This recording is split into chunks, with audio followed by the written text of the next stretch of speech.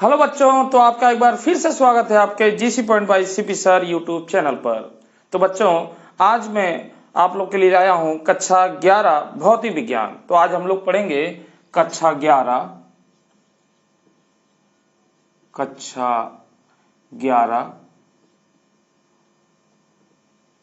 भौतिक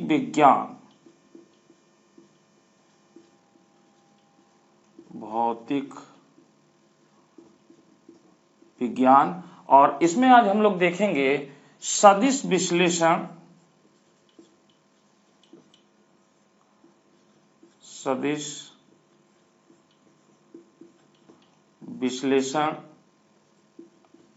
एवं प्रक्षेप गति। ये चैप्टर बच्चों बड़ा है, तो इसको हम लोग धीरे धीरे थोड़े थोड़े में इसको पढ़ेंगे। तो सबसे पहले इस सदिश विश्लेषण एवं प्रक्षेप गति में हम लोग बात कर ले बच्चों, जैसा कि ये शब्द आ रहा है सदिश। तो जो राशियां होती हैं बच्चों, ये दो प्रकार से होती हैं, एक सदिश राशि और एक अदिश राशि। अदिश राशि और सदिश राशि, यानी अदिश राशि को कहते हैं स्केलर क्वांटिटीज और सदिश को वेक्टर क्वांटिटीज। तो हम लोग बात करेंगे सबसे पहले अदिश राशि की। अदिश राशि, अदिश राशियां। तो बच्चों, इसकी परिभाषा हम लोग कैसे दे सकते हैं? देखिए, वे राशियां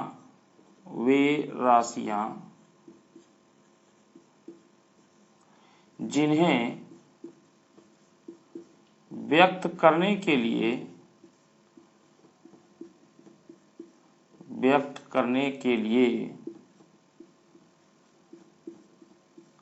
केवल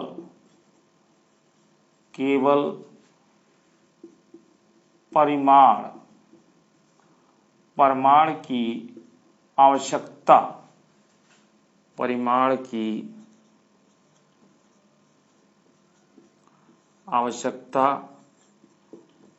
होती है, दिशा की नहीं,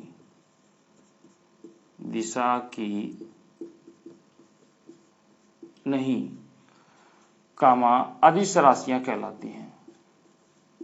अदिश राशियां कहलाती हैं। अदिश राशियां कहलाती है। तो बच्चों, कौन कौन सी इसमें आती हैं ये देख लेते हैं हम लोग। जैसे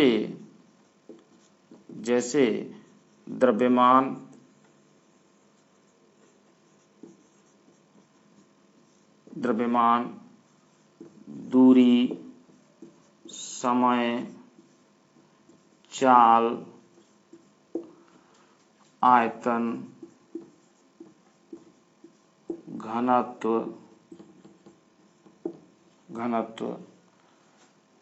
दाब,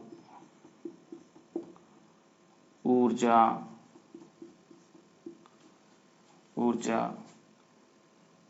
कार्य, शक्ति, वैद्युत धारा।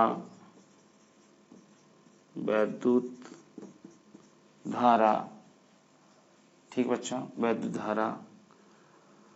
ये जो भी राशियां बच्चों, ये आपकी अदिश राशियां आती हैं। इसमें और भी हम लोग लिख सकते हैं ताप, विशिष्ट ऊष्मा इत्यादि।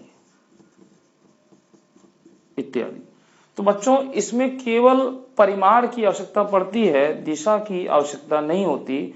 जैसे कि द्रव्यमान, यानी कितना उसका द्रव्यमान है, ये कहीं पर भी हो, इससे कोई मतलब नहीं होता, कहीं किसी भी, इसमें दिशा की आवश्यकता नहीं होती। उसको मापने के लिए केवल द्रव्यमान 5 किलोग्राम, 2 किलोग्राम, तो केवल द्रव्यमान की आवश्यकता पड़ती है। उसी प्रकार से दूरी, तो दूरी जो है, ये दूरी हमारी, ये पूरी की पूरी दूरी हो गई, ए से यहां तक बी तक, यानी जितना इसका पथ है यही दूरी होती है।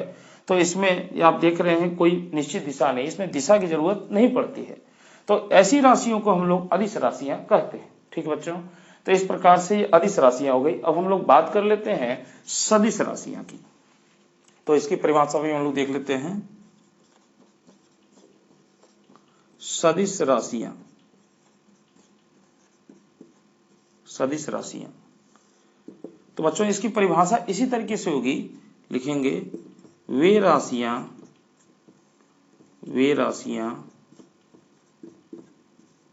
जिन्हें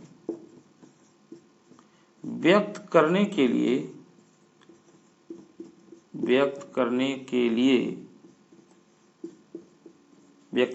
लिए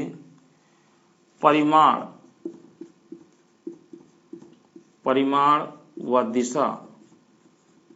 दिशा दोनों की आवश्यकता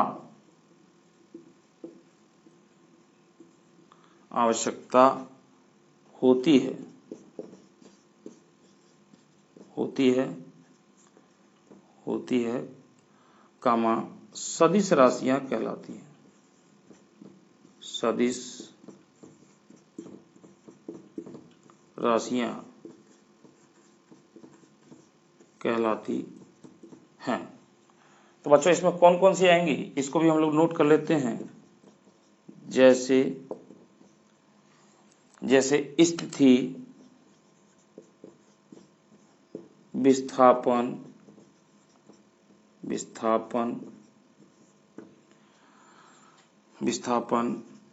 वेग, त्वरण, बल, भार, वैद्युत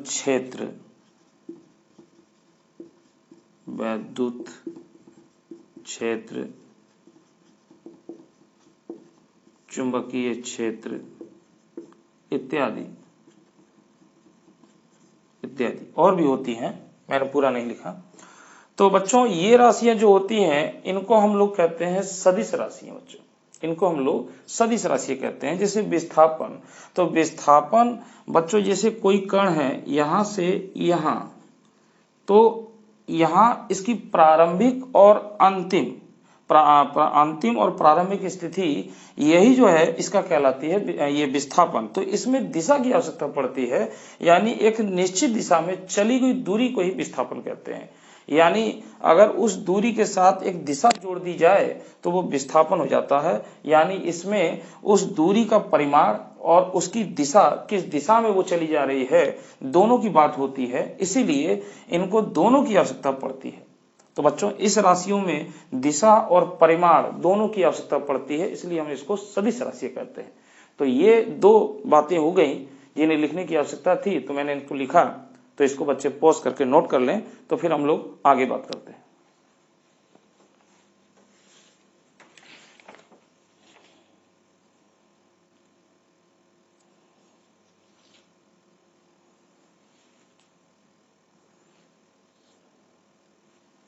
हाँ, तो बच्चों देखिए आगे हम लोग इसमें बात कर रहे हैं।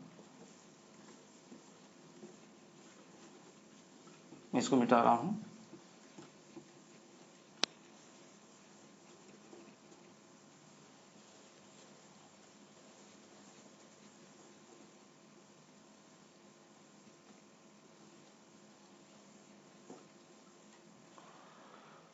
तो बच्चों अगला टॉपिक है यहां पर स्थिति एवं विस्थापन सदिश। स्थिति एवं विस्थापन सदिश। तो बच्चों देखिए इसको कैसे हम लोग करेंगे। जैसे कि ये आपका कोई एक 2D है, मतलब इसमें एक x अक्ष है और ये वाला y अक्ष है। कार्तीय निर्देशांक यानी x y एक समतल है द्विविमी, इसमें एक x अक्ष है और एक y अक्ष है। तो बच्चों इस x y एक समतल में अगर हम कोई एक ले लें, कोई बिंदु ले लें जिस पर कोई कण है और इस कण को हम लोग P से दर्शाएं, तो बच्चों ये कण जो इसकी बिंदु P है, इसको ये इसका मूल बिंदु होता है। ये इसका मूल बिंदु होता है। और इस मूल बिंदु से अगर इस P को ऐसे मिला दिया जाए, ऐसे मिला दिया जाए, तो ये O से लेके P तक, यानी जो इसकी न्यूनतम दूरी होगी, ये सबसे न्यूनतम दूरी होगी, तो O से P, यानी जो P है मूल बिंदु से कहां पर है, यानी किसी भी कण की किसी तल में मूल बिंदु से जो दूरी होती है वो उसकी एक स्थिति कहलाती है, और ये एक निश्चित होती है, यानी सबसे न्यूनतम दूरी। जैसे विस्थापन में अगर कई जगह से है तो जो न्यूनतम दूरी होगी वो विस्थापन होगी। तो उसी प्रकार से O से लेके P तक ये इसका एक स्थिति सदिश है, और स्थिति सदिश को हम लोग वेक्टर R इस तरीके से लिख सकते हैं बच्चों। यहाँ पर वेक्टर R, यानी इसको हम लोग लिखेंगे वेक्टर R। तो ये बच्चों इसका हो गया। इसी प्रकार से अगर ये t1 समय पर, यानी किसी समय पर यहाँ पर था, और कुछ समय बाद, यानी हम कहें कि t2 समय पर यह वस्तु जो है इस बिंदु Q पर पहुंच जाती है, तो इसको यहां से ऐसे अगर मिला दें, यहां से इसको ऐसे मिला दें, और इसको, यानी ये इसको ऐसे मिला दें, और इसको यहां से ऐसे मिला दें, तो हम यूं कहेंगे कि यहां से बिंदु इस जो है कि यहाँ पर P पॉइंट पर, यानी P बिंदु पर जो हमारा वस्तु था वो Q पर पहुंच गया, बिंदु Q पर पहुंच गया। तो ये इसका जो होगा, ये होगा इसका विस्थापन सदिश होगा बच्चों। और यह विस्थापन सदिश जो है ये आपके इन दो स्थिति सदिशों के अंतर के बराबर होता है। इसको हम लोग वेक्टर R2 से नोट कर सकते हैं, और इसको R1 से नोट कर सकते हैं यहाँ पर बच्चों। तो यहाँ पर ये जो होगा PQ, ये इसका होगा विस्थापन सदिश, और जो OP होगा, OP आपका यानी जो वस्तु है वो हमारे P बिंदु पर है, तो उसकी स्थिति सदिश कहलाएगी। और यहाँ पर जो OQ होगा ये इसका बिंदु Q पर स्थिति सदिश कहलाएगी, जो वस्तु आपका T1 से T2 समय अंतराल में, यानी T2 समय पर वो यहाँ पर पहुंच गया, यानी इतने समय अंतराल, यानी T2 माइनस T1। तो अब इसी चीजों को बच्चों हम लोग लिखते हैं, तो किस तरीके से इसको लिखेंगे,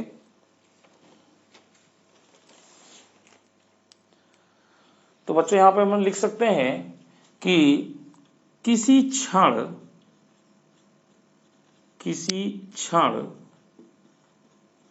कोई कण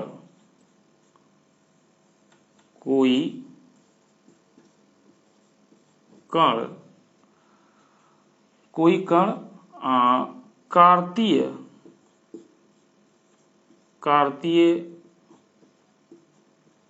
निर्देशांक XY समतल, बच्चों ये समतल है, एक प्लेन में है, ये 2D प्लेन में, कार्तीय निर्देशांक XY समतल में बिंदु P पर है, बिंदु P पर है, ठीक है, बिंदु P पर है। यदि बिंदु P को मूल बिंदु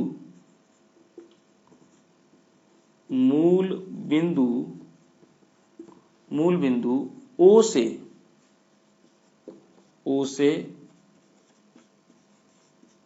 मिला दिया जाए,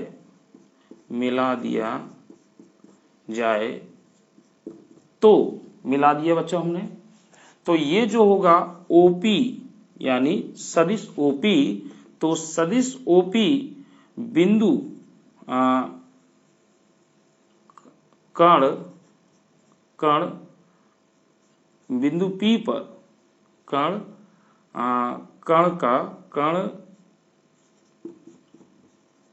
बिंदु P पर स्थिति सदिश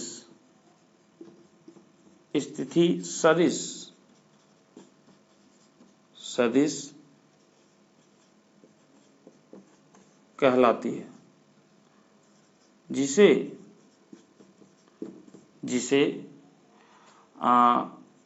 वेक्टर R1 बराबर R। तो बच्चों यहाँ पर ये इसका परिमाण है, यानी जो मॉडुलस लगाया गया है इसका परिमाण है, जिसे R1 से लिखा जाता है।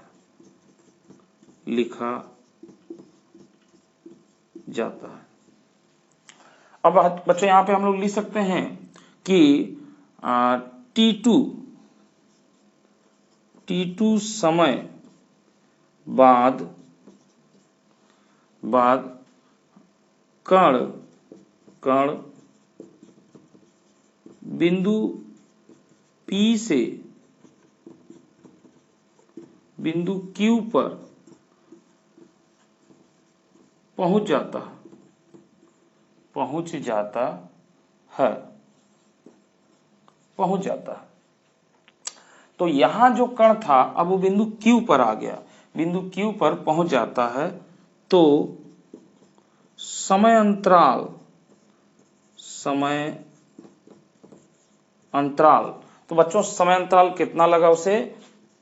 T2 माइनस T1, समय अंतराल T2 माइनस T1 में जो PQ होगा बच्चों, PQ सदिश विस्थापन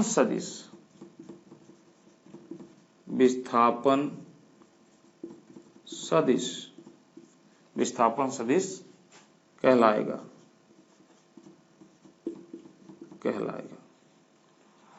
तो बच्चों ये PQ है, ये आपका विस्थापन सदिश है, ये आपका हुआ। अब बच्चों यहाँ पे एक ध्यान देने वाली बात है, देखिए अभी आगे आपको पढ़ाया जाएगा इसमें कि यहाँ पर आप देख रहे हैं कि ये वेक्टर है, वेक्टर का जोड़ना, वेक्टर का घटाना, ये दोनों बातें आपको अभी आगे बताई जाएंगी, फिलहाल मैं यहाँ पे बता रहा हूँ। तो देखिए इसमें जैसे वेक्टर आपका दो वेक्टर बच्चों इस तरीके से है, जैसे हमारा एक वेक्टर इस तरीके से है, हाँ ऐसे, ये हमारा वेक्टर ए हो गया, और इसके जो नोक है, बाणाग्र है, अगर इससे दूसरा वेक्टर खींचा जाए और ये वेक्टर आपका बी होगा, और यहां से इसके पूंछ से इसको ऐसे मिला दी जाए, या यूं कहें इसके एक जो क्रम चल रहा था बच्चों, जो ये क्रम चल रहा था, यानी ये ऐसे खींचा फिर इसके सिरे से आगे मिलाया, और अगर हम लोग ऐसे करते, ये ऐसे और इसको ऐसे, तो ये क्रम में आ रहा था, मगर ये वाला जो है ये क्रम के विपरीत है। ये क्या है? क्रम के विपरीत है, यानी ऐसे फिर ऐसे, और इसको मैंने यहां से मिला दिया। तो ये बच्चों हुआ आपका रिजल्टेंट, यानी ये हुआ आर, ये हो गया इसका परिणामी।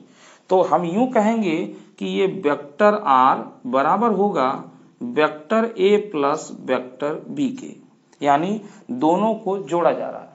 तो बच्चों ये एक त्रिभुज हो गया, और त्रिभुज में ये एक जोड़ने की प्रक्रिया हुई, आगे इसको डिटेल से हम लोग पढ़ेंगे, फिलहाल यहाँ पर इसकी आवश्यकता पड़ रही है, ये आपको बता रहे हैं। तो वेक्टर ए और वेक्टर बी को जोड़ा गया। तो बच्चों कुछ इसी तरीके से आप देखिए, यहाँ पर वेक्टर ओपी यानी जो सदिश ओपी है, फिर बच्चों इसके बाणाग्र से यहाँ पर इसको मिलाया गया। देखें आप, ये इसके बाणाग्र से इसको मिलाया गया, यानी इसके यहाँ से सिरे से यहाँ मिलाया गया, और फिर इसके वाले सिरे से मिलाया गया। तो यानी हम यूं कह सकते हैं कि जो OP है और जो PQ है, इन दोनों का जोड़ OQ के बराबर होगा। तो हम लोग इसको लिखते हैं यहां पर, तो लिखते हैं त्रिभुज यहां पे हम लोग कह सकते हैं OPQ में। तो यहां पर बच्चों हम लोग लिखेंगे OP, vector OP plus vector PQ बराबर क्या हो जाएगा? OQ, ये हो जाएगा बच्चों। तो इस तरीके से बच्चों देखिए ये आपका हो गया। अगर हम लोग यहाँ पर OQ हो गया, अगर यहाँ पर OQ को, अगर हम लोग यहाँ पर OP को इधर कर दें बच्चों, तो इसका क्या हो जाएगा? ये आपका जो PQ है, PQ वेक्टर PQ बराबर, इसको इधर ले आए तो ये हो जाएगा OQ, vector OQ minus vector OP। अब बच्चों यहाँ पे हम लोग देख रहे हैं कि जो OQ की है वह ये है, इसको हम लोग R2 से, यानी जो स्थिति सदिश है यहाँ से लेके यहाँ तक बिंदु Q पर उस कण की स्थिति सदिश, जो दूसरी सदिश हो रही है, दूसरी स्थिति प्रकट हो रही है, उसको हम लोग R2 से यहाँ पर दर्शाए हैं। तो हम लोग ये कहेंगे कि जो PQ है ये हो जाएगा आपका R2, और ये हो जाएगा आपका OP यानी R1। तो बच्चों इससे ये निष्कर्ष निकलता है कि आपका जो विस्थापन सदिश है, यहां पर क्या है, ये PQ, ये विस्थापन सदिश है, इसको हम लोग कह रहे हैं विस्थापन सदिश। तो जो विस्थापन सदिश है, यह जो है, ये विस्थापन सदिश जो है, ये आपके अंतिम बिंदु यानी उस कण का अंतिम बिंदु और प्रारंभिक बिंदु की स्थिति का यानी स्थिति का अंतर के बराबर होता है, उसकी स्थिति सदिश के अंतर के बराबर होता है। तो यहाँ पर देखिए, इस अंतिम बिंदु Q की स्थिति सदिश R2 है और प्रारंभिक जो कण था जिस पर बिंदु P पर, तो उसकी स्थिति सदिश थी R1। तो दोनों के अंतर के बराबर ये हमारा विस्थापन सदिश होगा। तो इस चीज को हम लोग लिख लेते हैं, फिलहाल तब तक आप लोग इतना नोट कर लें इसको।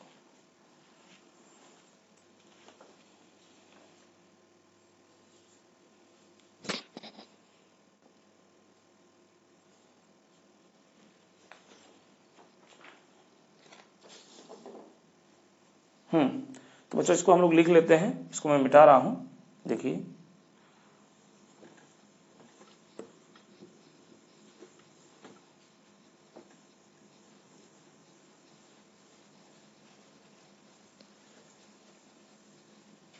तो इसको हम लोग लिख लेते हैं, किसी कण का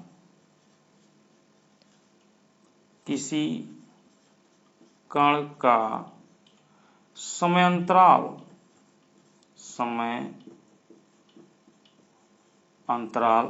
किसी कण का समयांतराल में विस्थापन सदिश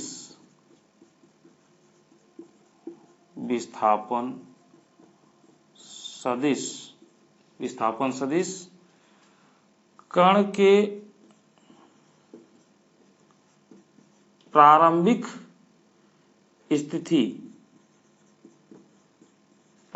स्थिति व अंतिम स्थिति के अंतर के बराबर होता है।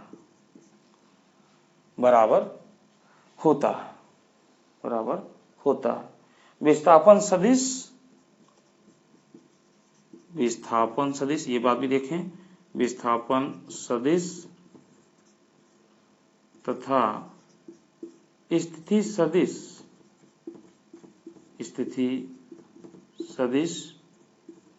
एक सरल रेखा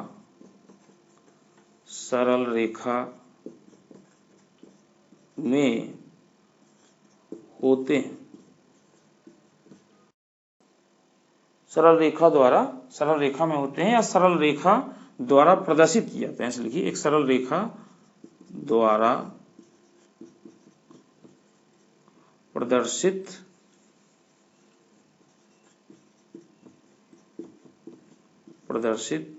होते हैं। ठीक है बच्चों, प्रदर्शित होते हैं जो कण की अंतिम स्थिति तथा प्रारंभिक स्थिति हो जाती है। जो कण की अंतिम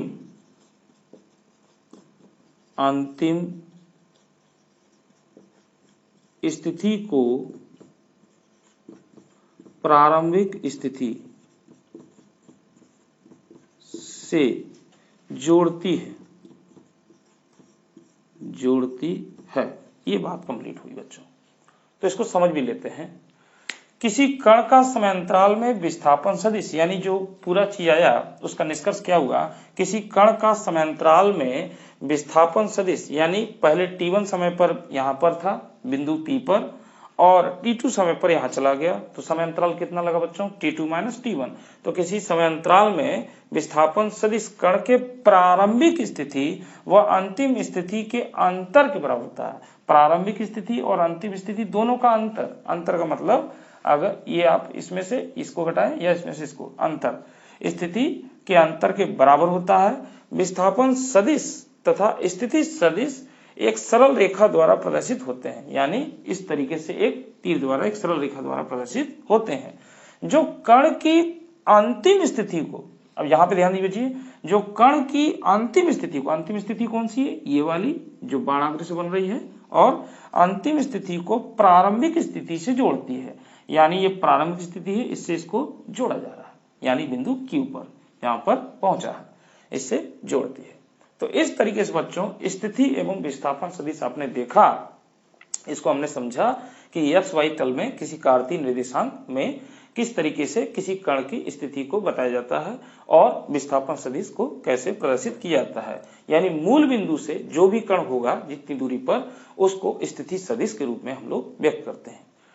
तो बच्चों आज की वीडियो में इतना ही। इसके बाद हम लोग वेक्टर को जोड़ना, घटाना और इसी में जो है कि सदिश के गुण पढ़ेंगे और उसको जानेंगे। तब तक के लिए मुझे दीजिए इजाजत। धन्यवाद।